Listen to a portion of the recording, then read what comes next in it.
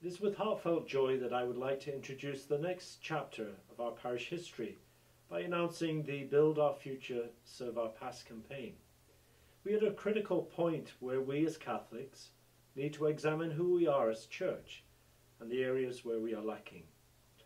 The reality in most parishes in southwest Florida is that the youth attend Mass but by and large do not avail of our youth ministry opportunities. Each parish shows very small participation as compared to the numbers that attend Mass. When I arrived in Naples 6 years ago, I recognized this disparity, and in talking to the families at Saint John's, I discovered the answer to this question was to be found in the other Christian churches in the area. I was challenged to attend sports and social gatherings at North Naples Methodist and First Baptist. I took a couple of Saturdays off to go and see it for myself. I wore a pair of jeans and t-shirt and a baseball cap in the hope that I could be incognito. When I arrived there, I realized that the places were filled with our own families. So much for the incognito. Every third person greeted me with, "Hi, Father, what are you doing here?"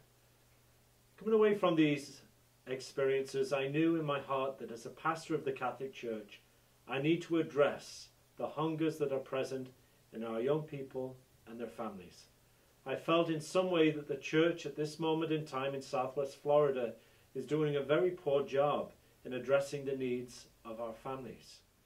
As a result, I, along with Stewardship and Pastoral Council, as well as members of the Buildings and Grounds Committee and the youth group, got our heads together.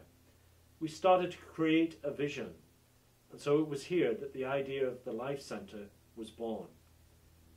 As the visionary group started to surface ideas, it became very evident that this concept of a life centre should be for the whole community, not just young families. The group envisioned that those who are now enjoying retirement would be able to go to Mass, attend it, and then afterwards, instead of going to Panera Bread to first watch McDonald's, Starbucks and the likes, would be able to go for a light breakfast and coffee in the Life Centre. This would be a great way to build community, to gather, to share, and have a good time. Such a centre will provide wellness and fitness activities in the morning hours and early afternoon to those senior in years. A great way to take care of the temple of God's Spirit, that's what Scripture tells us. It was also envisioned that bocce courts would be part of this reality. The visioning group suggested that later in the afternoon, the Life Centre would become a place for children, the youth, young adults and families to go, to mingle and socialise. This would become a place where constructive programmes will engage and nurture the lives of the young. Our future Life Centre will be constructed on the vacant land behind the parish centre. It will house various spaces that will allow us to grow programmes. Such programmes will hopefully engage people of every age. It is hoped that this building will become a central part of our community's life, the third place for every parishioner. The reality is that people are hungering for community and the presence of God in their lives. One thing we hear as priests all the time from parents is that their children are leaving the church. Very often we are told that their children choose other Christian communities because they feel more engaged by the programs that these communities offer. Many who occupy our pews every Sunday are affected by this reality. This new endeavour enables us to think of the experience of church in new ways and to approach the problem of people leaving in great numbers. It requires that we must start to think outside the box. Pope Francis is making it very clear that we have to re-engage the hearts of the faithful by approaching the pastoral challenges of our church in new ways. At the beginning of his pontificate, Pope Francis, quoting Jesus, challenges us to welcome the gift of new wine by allowing ourselves to pour it into new wineskins. It is very evident when we see massive hemorrhaging of numbers leaving the Catholic Church that we need to try new approaches in bringing the gospel alive and forming intentional disciples. We have to think much wider than our parish when thinking of this Life Centre. Recently I shared our vision with the local priests. They got excited when thinking about the possibility of having inter-parish tournaments with various sports activities.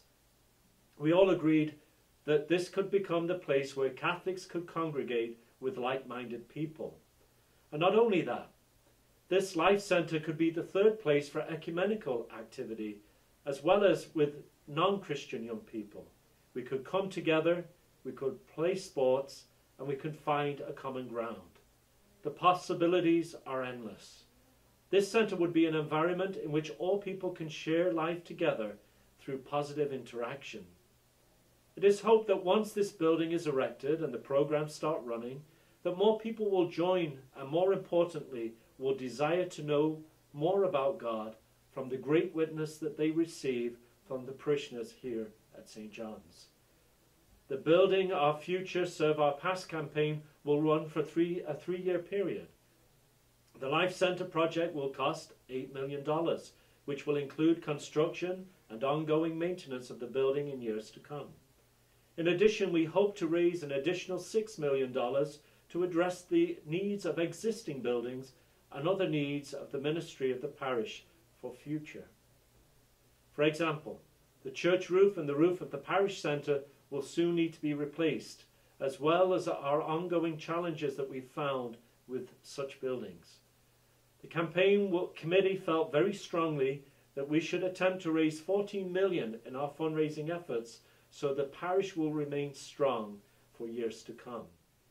My sincere hope is that all of you will remain positive about this endeavour. It is a tall order, I know. However, I honestly feel that when we do things in the name of God, that all things are possible. The Life Centre is our first priority. As soon as we receive 90% of the monies related to the cost of construction, we will begin building.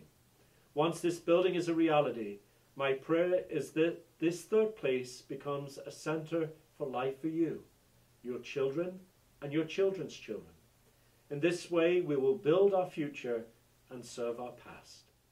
And so I invite you now to take a look for yourself what this building will look like and what exciting opportunities it will offer.